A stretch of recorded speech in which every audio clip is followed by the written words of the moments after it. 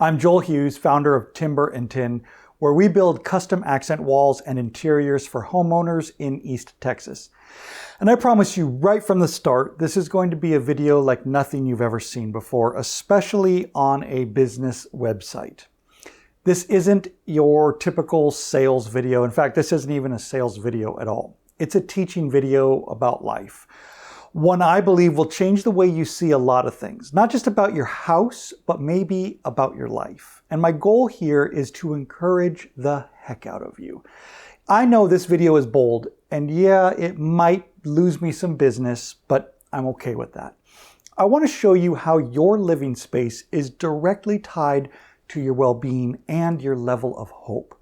The contents and insights I'm about to share are the product of 30 years of education, experience, and hands-on work.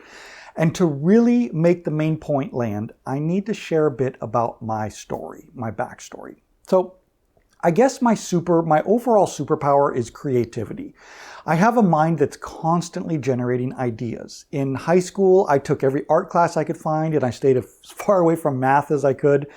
After high school, I went to a creative design school and I earned a degree in graphic design and in multimedia. At 19 years old, living in Southern California at the time, well, that's where I grew up, all I really cared about was making a lot of money and living the high life. I still remember my goals at the time. I have it written down. It was to have my own design studio, make a ton of money, buy a house on the beach, drive a Dodge Viper, remember those? Very cool, and party hard. That was my life's goal. I worked as a graphic designer for several years, but then something happened that changed everything. I met someone cooler, way cooler, stronger, richer, and tougher than I was. I met Jesus. I became a Christian, and it turned my whole world upside down in the best way possible, trust me. It was like God turned my brain on for the first time, and more importantly, He gave me a heart. He taught me how to actually care about people. I then went on to seminary. I got a degree in Christian ministry, and then I went back and got another degree in philosophy. I worked as a pastor at 2 churches, and I loved teaching and helping people, hence this video. I was very academic during that season. I focused on a field called apologetics. I wrote extensively. I spoke at conferences, and I even did some large-scale public debates. I had my whole life mapped out. I knew exactly where I was going and what it was going to look like, or so I thought. But let's just say that perfect plan fell apart around the age of 30-something. I went through a very dark valley of sadness, depression, confusion, and self-doubt. But looking back now, I can see all the good in it. That time in the valley taught me the joy of simplicity, authenticity, and the power of gratitude, especially for the little things. I learned what matters most in life, and it's people and love. In 2019, my wife and I left the fast pace of Southern California and moved to a slower pace in rural Southern Oregon. My mother-in-law, she owns 3 acres in a beautiful valley surrounded by mountains. We bought a brand new tiny house like the ones on TV, and we placed it there on her land, and I fell in love with the open country. Hey, I'm recording you. Oh, hi. All right. So we're going to give you it's been 1 year since we've been living in our tiny house here in Oregon, and we want to share with you real quick what it's been like to live in 400 square feet for an entire year and more years to come.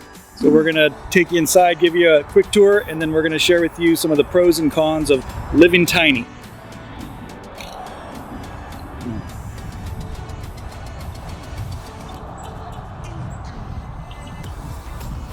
That's where my handyman skills and my carpentry skills really took off. I built custom shelving, stairs, walkways, and much more for the house.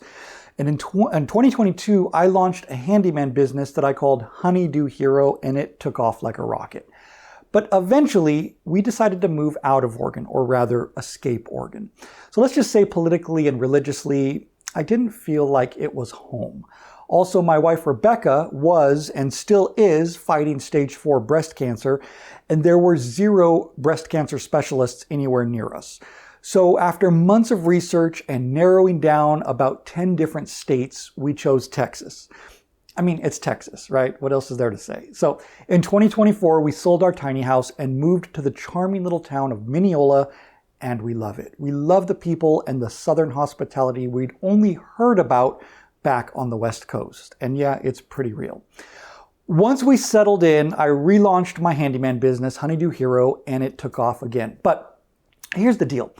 As a handyman, you get asked to do 1,000 different things. Many of them are tasks that nobody really wants to do. And I realized a lot of the things that I was asked to do, I didn't really enjoy doing, like changing slimy garbage disposals, climbing dangerous roofs, crawling under dark houses, or fixing broken toilets. What I do love is carpentry and building beautiful things for people. I love creating cool pieces and making spaces aesthetically pleasing. And that's why I created Timber and Tin, so I could combine my creative side with my love of power tools and carpentry. So now, let me bring all this together. Theology, art, design, and hands-on work into a single main point for you. I've always loved designing and upgrading my own living spaces, whether it's my room as a kid, a room I rented when I first moved out, a townhome, a house, or a tiny house. I love color, design, order, and decor, and furniture, and all that stuff. Why? It sounds kind of corny or flowery, doesn't it, for a guy? Not at all. It's built into who we are as human beings. This is where I get to the heart of the matter. You may not believe what I believe, and that's totally fine. I'm going to share some insights from a Christian worldview, but if you don't share that view, no problem at all. That doesn't bother me, and we can still be friends and work together. I have plenty of good friends who see life very differently than me, and we're good. Cool? Okay. Even if you think I'm nuts, I think you'll find what I'm about to say encouraging. I believe, as the Bible teaches, that we are all made in God's image. That means that we are designed to reflect aspects of His nature. And check this out.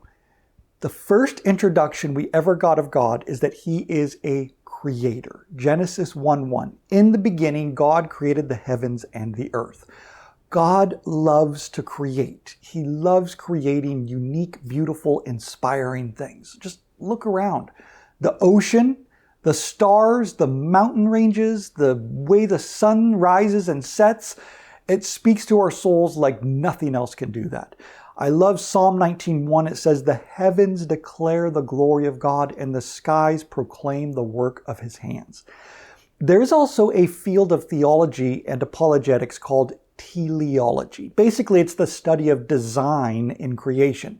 Whether you study it theologically or scientifically, you'll see magnificent design everywhere, from the galaxies to the Earth's life-supporting systems to plant structures, biological systems, even down to our DNA. There is design. What does that tell us? Among many things, it tells us this: God cares deeply about design and order. And if we're made in His image, that means we are also wired to bring order from chaos. We instinctively want to organize, improve, and cultivate. Genesis 1:28 tells Adam and Eve to subdue the creation and take dominion over it.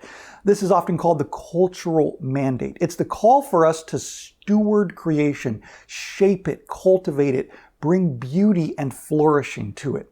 I mean, just yesterday, my wife and I were doing this in our backyard, pulling weeds, raking leaves, and building a vegetable garden. We've added a patio cover, a stone walkway, and we're raising chickens for the first time ever. The grass here in Texas grows like 80 feet overnight, so every time we or you mow the lawn, we're living out that original calling. We're fighting chaos and creating order. We're reflecting God. And it goes even deeper than that. The one thinker who has shaped my life and theology more than anyone else was the late Francis Schaeffer. In a little book called Art in the Bible, he made an observation I've never heard anyone else ever say, and it blew me away.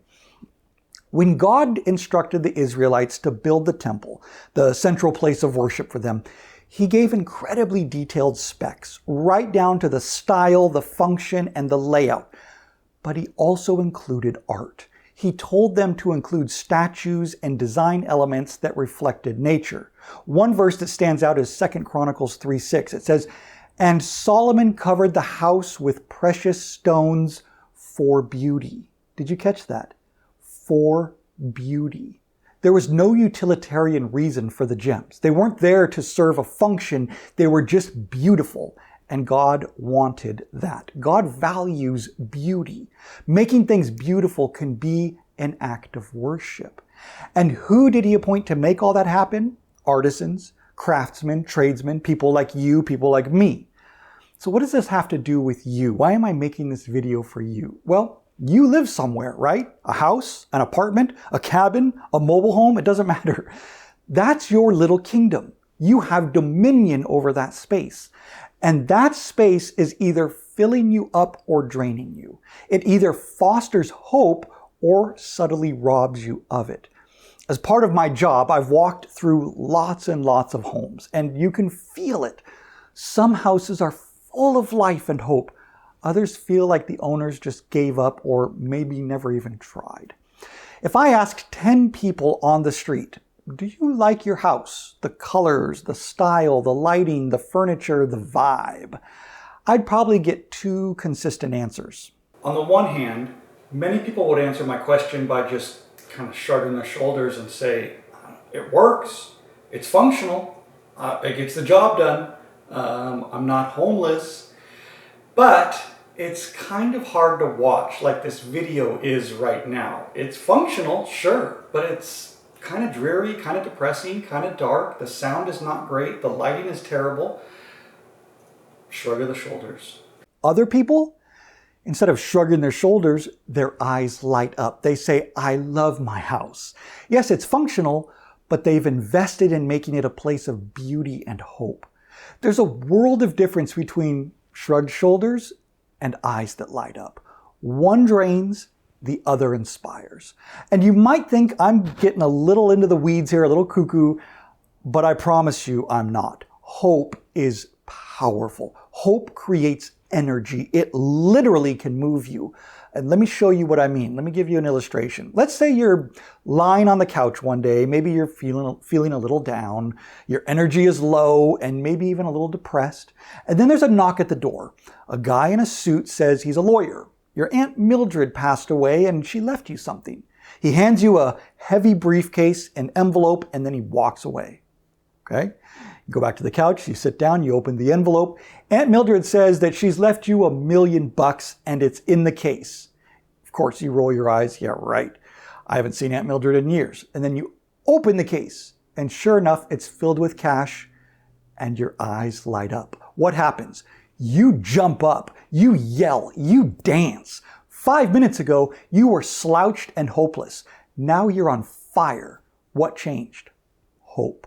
You thought your future was bleak and narrow, and now all of a sudden it feels wide, bright, and full of possibility. That surge of energy, that's hope in action.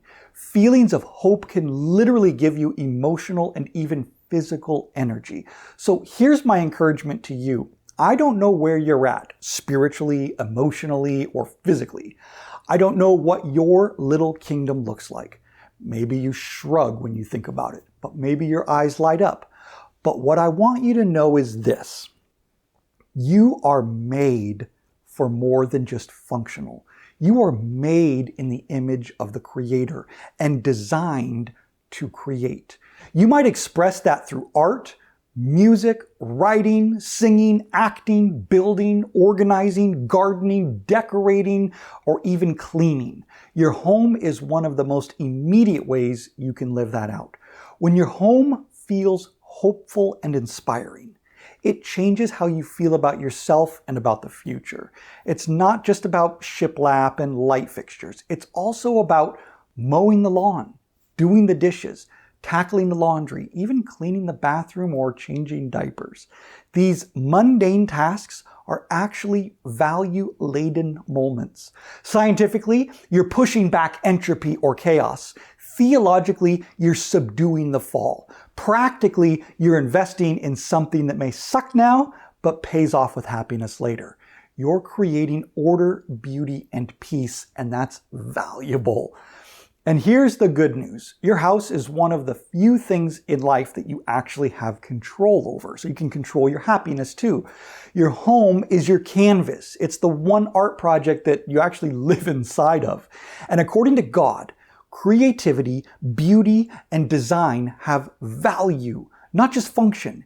They can be worship. That's my message.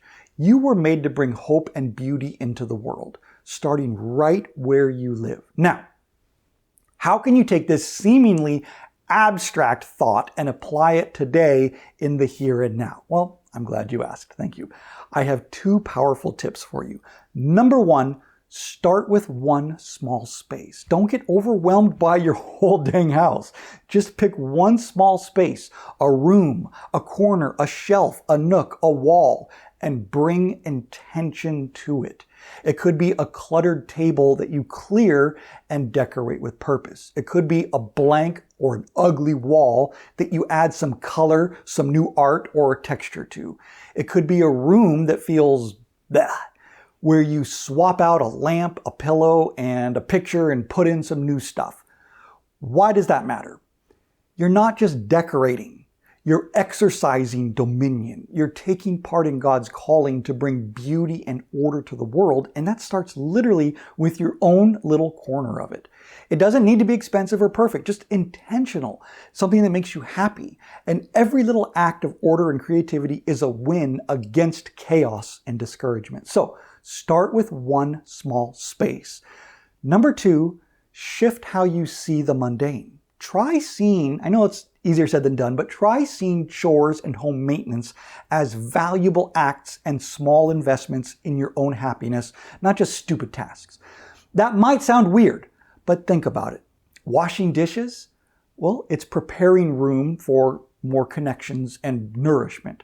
Folding laundry? It's bringing order to the chaos, and it's a quiet act of care for yourself and for others. It's love. Remember people in love? Mowing the lawn or tidying up? That's literally subduing the earth and living out Genesis 1:28, doing what we were made for. Why does all this matter? When you shift your mindset, your everyday life becomes full of meaning. These aren't just chores, they're life. They're moments where you're reflecting God's nature, creating and sustaining and beautifying, basically doing like what we're designed to do. So to wrap this all up, don't wait until you can afford a full remodel. Start where you are with what you have and bring some hope and beauty into your space. You'll be amazed how much that can change how you feel. Not just about your house, but about your whole life. Well, that's it. Thanks for listening to my ramblings, my philosophic ramblings. These thoughts and ideas have been in my head for years, and I just thought, like, with Timber and Tin launching, this is a great time to get all this stuff out. And of course, if you live in East Texas and you want some help with any of or all of this, please reach out to the team, the Timber and Tin team, and we are here to help. Thanks.